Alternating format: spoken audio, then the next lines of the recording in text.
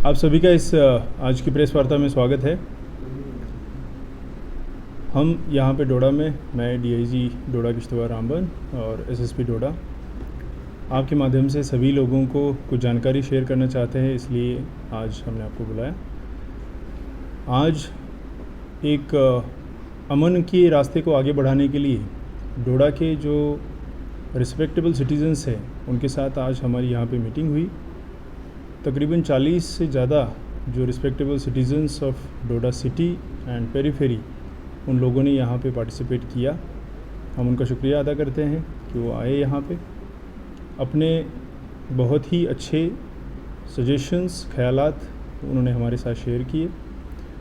Public इस incident की वजह से जो डिफ़िकल्टीज़ फेस कर रही है वो डिफ़िकल्टीज़ भी उन्होंने हमारे साथ साझा की, और उन डिफ़िकल्टीज़ को जल्द से जल्द कैसे दूर किया जाए उसके लिए उनकी तरफ से जो सुझाव उन्होंने दिए वो वाकई काबिल तारीफ़ थे। डिटेल्ड 1 घंटे भर के डिस्कशन के बाद बहुत सारी जो चीज़ें हैं उनको हल करने की तरफ हम आगे बढ़े हैं, और ये हमारे लिए बहुत ही इम्पॉर्टेंट कॉन्फिडेंस बिल्डिंग मेजर है। एसेंशियल सप्लाईज़ का जो प्रोविजनिंग है उसके बारे में बात हुई। कितना जल्द से जल्द हम जो रिसेंट फ्लड्स की वजह से अफेक्टेड फैमिलीज़ थी उनका असेसमेंट करना, उनके तक रिलीफ पहुंचाना, एडमिनिस्ट्रेटिव इश्यूज़ जैसे कि बिजली या जहां पे लैंडस्लाइड्स हुए हैं उनकी जो सड़क को जल्द से जल्द बहाल करना, उस तरह के इश्यूज़, या और भी जो इश्यूज़ जो नॉर्मलसी को पर्टेन करते हैं कि जल्द से जल्द हम सिचुएशन को नॉर्मलसी की तरफ कैसे लाएं, उसके बारे में डिटेल्ड डिस्कशंस हुए। और एक बहुत ही अच्छे माहौल में हम इसको आगे बढ़ा पाए। आज की जो डिस्कशंस है उसके बाद हमारी तरफ से हमने आपके माध्यम से डोडा की जनता को और जो पूरा चिनाब वैली का खिता है वहाँ की सारी आवाम को हम ये बताना चाहते हैं कि सिचुएशन बाय एंड लार्ज अब कंट्रोल में है। धीरे धीरे करके हर एक चीज़ को हम जितना जल्द से जल्द नॉर्मलसी की तरफ लाए उस तरफ लाने की कोशिश में लगे हैं, और जो आवाम ने अभी तक हमें साथ दिया है अमन को कायम रखने के लिए, और जितना भी इंसिडेंट की वजह से जो डिस्टर्बेंस क्रिएट हुआ था उसको जल्द से वापस अपने ओरिजिनल फॉर्म में, रूटीन में लाने के लिए उसकी तारीफ़ हम करते हैं।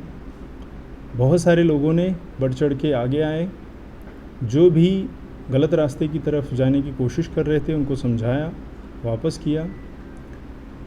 कुछ जगह पे, 1-2 जगह पे इंसिडेंट हुए जिसमें स्टोन पेल्टिंग हुई, जिसमें हमें कहीं पे टीयर गैस भी यूज़ करना पड़ा और सिचुएशन को कंट्रोल में लाया।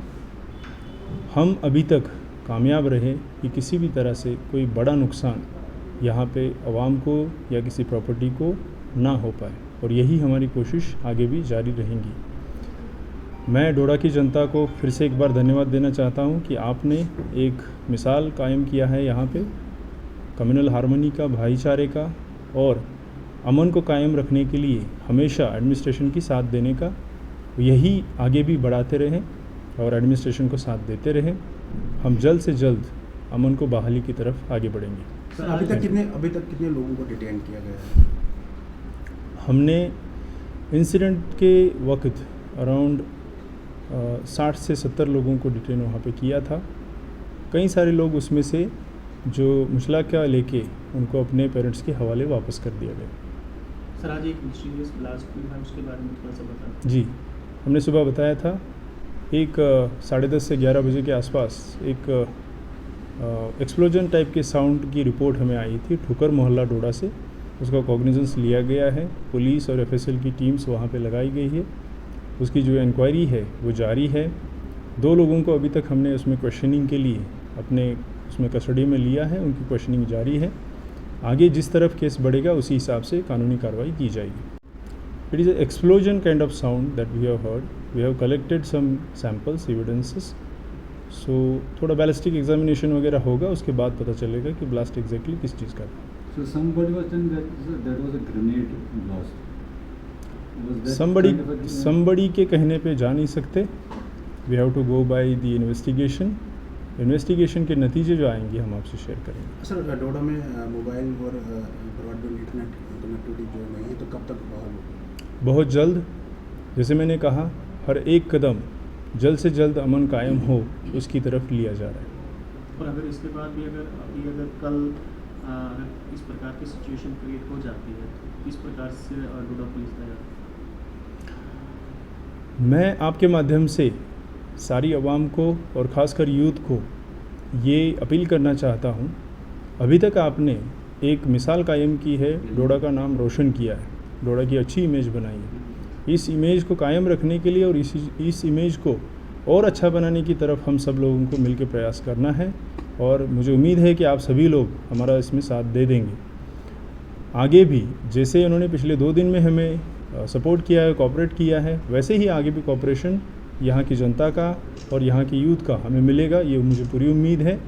और ऐसा ही रहा तो मुझे लगता है बहुत ज़्यादा टाइम नहीं लगेगा कि सारी ही चीज़ें बहाल होगी। सर ज़िले में कितनी एडिशनल फोर्स और मंगवाई गई है? जितनी रिक्वायर्ड है उतनी सफिशेंट फोर्सेस मंगवाई गई है, बहुत सारी फोर्सेस रिज़र्व भी रखी गई है। बट मैं अगेन कहना चाहूँगा कि यहाँ की जनता ही हमारी यहाँ की सबसे बड़ी अमन की साथी है।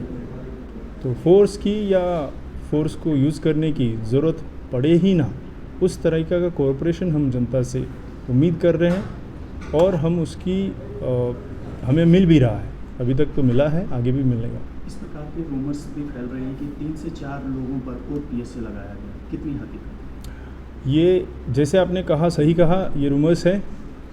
किसी व्यक्ति पे 3-4 लोगों पे ऐसा कोई PSA वगैरह नहीं लगाया गया है।